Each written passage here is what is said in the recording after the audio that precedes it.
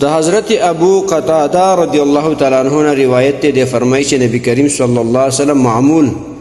عادت او دستور مبارک داو چې په سفر کې وکلا شپې په اخیری سکه ان شپه کې به اخیری سکه به چیرته دمه کولا نو خوب به کولو نو په خي طرف باندې بسم لاستو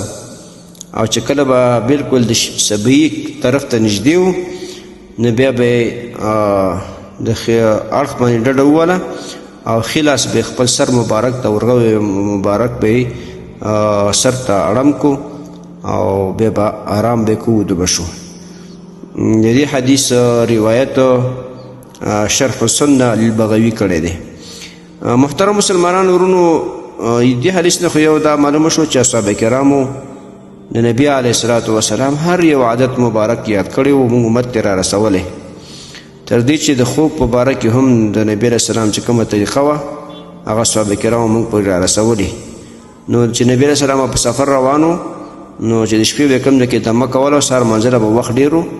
نو په ښي اړخ باندې به وده شو بس خو په آرام به خوب وکړو او که منځله به وخت کم و نو بیا به داسې طریقې سره وده شو چې دا لاس مبارک به دا ورغوی به سر ته اړم کو دسي ډډه به ووله او په خپل ورغوي به دی خپل مخ مبارک دسي ایښی و. نو دا دې لپاره چې سړی سهار مانځه ته بیا سړی وده کېږي نو زر را بیدارېږي چې لمونځ ته قضا نه شي. نو نبي اسلام دغه طریقه کوله چې ډډه به ووله او دا خپل لاس به خپل مخ مبارک ته داسې اړم کو دا ورغوی لکه موږ تاسو داسې اړخ وو که نه دا لاس په دې مخ ته اړم کو داسې ډډه ووو ښي طرف باندې. نو که بیا سړي د خوب ورشي نو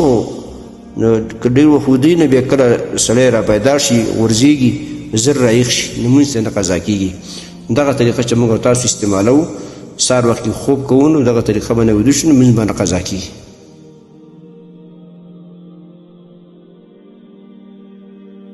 محترمو مسلمانانو ورونو تاسو ته چې کوم روزانه د حدیث د مفهوم راځي نو د مهربانۍ او د ثواب له مخې نورو مسلمانانو ته لیږدوئ او شیر کوئ. والسلام.